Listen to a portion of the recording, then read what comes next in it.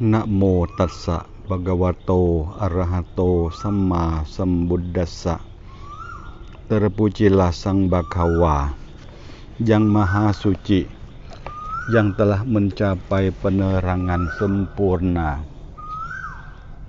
Selamat sore saudara-saudara sekalian, umat Buddha yang memiliki keyakinan dalam ajaran agama Buddha. Marilah sore hari ini kita belajar Dhamma yang diambil pembahasannya dari Kulukulum Dhamma Sikha tingkat 2 bagi umat Buddha yang ingin belajar tentang dukkha kelompok 2. Maksudnya buku Kulukulum Dhamma Sikha tingkat 2 ini diangkat sebagai buku pedoman bagi biksu samanera dan umat di Indonesia. Dalam murid kami yang membuat acara ujian Dhamma di Indonesia, khususnya di Sekolah Dharma Widya Sewan Tangerang. Kami sudah mencetak buku Kulukulum 2 jilid pertama dan jilid 2, dan yang sedang bikin adalah jilid yang ketiga, belum selesai. Kiranya tidak lama lagi kita akan memiliki buku pengetahuan Dhamma Kulukulum Dhamma Sikha tingkat 1, 2, dan 3 yang lengkap di Indonesia. Maka untuk sore hari ini kita coba memahami tentang Kammadhana dulu. Kammadhana ada 2, yaitu 1. Samatha Kammadhana, 2. Vipassana Kammadhana. Samatha Kammadhana adalah praktek untuk mencapai ketenangan batin. Bagi Vipassana Kammadhana, praktik untuk mencapai pandangan terang. Perlu dijelaskan tambah adalah Kammadhana artinya dasar untuk melakukan pekerjaan atau objek yang menjadi dasar melakukan pekerjaan. Nama lainnya disebut dengan bhavana, yang artinya membuatnya muncul atau mengembangkan. Keduanya memiliki arti yang sama, yaitu pengembangan batin agar batin dapat mencapai ketenangan, terbebas dari segala rintangan batin. Namun melihat dengan jelas keadaan alam sesuai dengan kebenaran dan dapat melenyapkan kekotoran batin atau kilesa yang ada di dalam batin dengan sepenuhnya. Ada 2 jenis Kammadhana atau bhavana, yaitu yang pertama namanya Samatha Kammadhana, adalah praktek untuk mencapai ketenangan batin yang dilakukan dengan cara melakukan pelafalan. Praktek mengembangkan batin dengan menitik beratkan pada perhatian atau sati, tidak berkait dengan menggunakan kebijaksanaan atau panya. Sudah menjadi objek, sudah menjadi hal yang wajar. sudah menjadi hal yang wajar. Batin seseorang tidak tenang, terlibat dalam berbagai macam objek atau kesadaran. Bahasa Bali namanya aramana. Baik itu sebagai itha marana, yaitu objek kesadaran yang diinginkan, yang menyenangkan, maupun anitha rama, yaitu objek kesadaran yang tidak diinginkan, tidak menyenangkan. Ketika batin gelisah akan berbagai objek kesadaran, maka batin tidak akan bisa menjadi tenang. Salah satu cara agar batin tenang dan tidak gelisah adalah dengan menggunakan perhatian untuk memegang salah satu objek. Kemudian melafalkan di dalam batin dengan penuh konsentrasi sehingga dapat mengatasi rintangan batin. Batin mencapai kenaunggalan yang disebut dengan ekakata, namanya ekagata.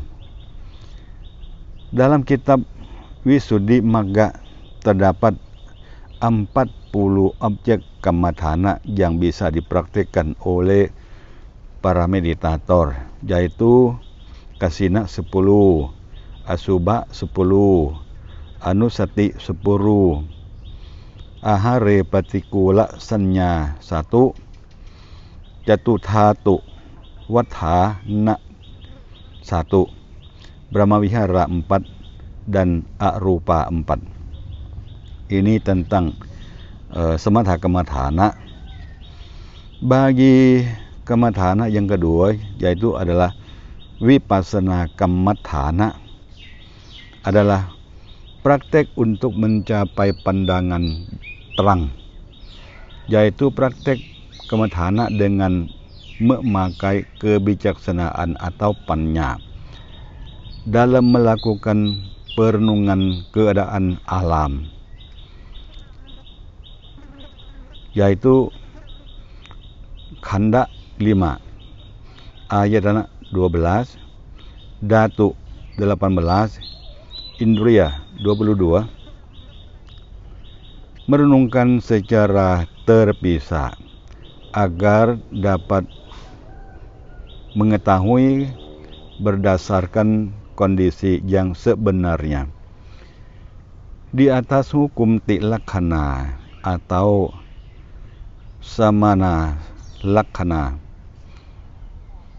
bahwa merupakan anicang, yakni tidak kekal, wajar mengalami perubahan, merupakan dukkha, yakni penderitaan, merupakan anatta, yakni tanpa adanya aku. Hanyalah 4 unsur yang berpadu. Menggunakan kebijaksanaan dalam merenungkan sabawa dhamma agar dapat melihat yang sebenarnya. Setelah itu melepaskan kemelekatan terhadap segala sesuatu yang pada akhirnya dapat melenyapkan kekotoran batin atau kilesanya. Maka seseorang yang melihat 2 jenis kammatthana ini memiliki hasil yang berbeda, yaitu seseorang yang mengembangkan samatha kammatthana akan dapat mengatasi 5 rintangan batin, yaitu niwarana 5, sehingga batin tenang, mencapai samadhi, mendapatkan sama pati 8, yaitu rupa cana 4 dan arupa cana 4. Tetapi tidak dapat mencapai kesucian atau makkaphala. Sedangkan seseorang yang mengembangkan vipassana kammadhana dengan menggunakan kebijaksanaan, melakukan perenungan tentang keadaan alam, sabawa dhamma maksudnya, berdasarkan hukum tilaksana, hingga dapat mengetahui dengan jelas dan dengan sebenarnya, tidak melekat pada segala sesuatu, maka akan dapat melenyapkan kekotoran batin dengan sepenuhnya, dan pada akhirnya mencapai tingkat kesucian arahat. Itulah keterangan secara singkat bagi kedua-duanya kammadhana yang kita sering didengarkan. Dalam hal ini saya ingin menambah pengalaman saya sedikit bahwa meditasi bawana atau praktek samadhi, baik samatha kammadhana maupun vipassana kammadhana, sebenarnya cara praktek yang benar kita harus melalui samatha kammadhana dulu. Kalau orang mengatakan janganlah praktek langsung saja ke tingkat yang dinamakan vipassana kammadhana saja, lebih cepat, lebih gampang mencapai kesucian. Pandangan tersebut saya kiranya tidak masuk akal. Upamakan seperti anak sekolah. Anak sekolah harus belajar melalui TK, SD, SMP, SMA, dan masuk universitas dan sampai selesai tingkat yang tertinggi sesuai dengan keinginannya. Maka orang yang akan masuk sekolah harus melalui SD dulu, bukan tiba-tiba loncat ke tingkat universitas, bukan. Samalah saudara-saudara sekalian, meditasi bhavana itu kalau pikirannya belum pernah mendapatkan ketenangan batin, hanya sedikit atau sekali saja, tidak pernah, maka jangan mengharapkan akan mendapatkan kebijaksanaan yang dinamakan vipassana kammadhana. Itu bukan hal yang masuk akal. Upamakan seperti anak belum pernah lulus SD, SMP, loncat ke universitas, begitu.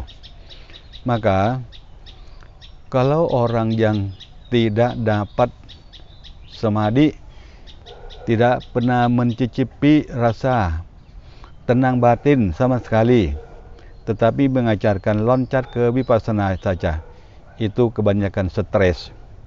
Orang itu kebanyakan stres. Itu bukan apa.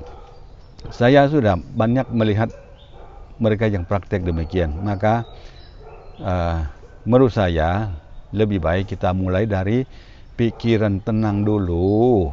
Kalau pikiran belum tenang, jangan mengharapkan akan bisa melawan dukkha wedana yang muncul di badan kita.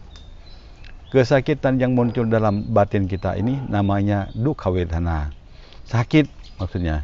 Sakit badan, sakit kaki, sakit tulang, sakit pantat. Nggak bisa tahan lama. Maka walaupun akan direnungkan tentang vipassana kammadhana, bagaimana? Nggak mungkin. Karena pikiran belum punya tenaga.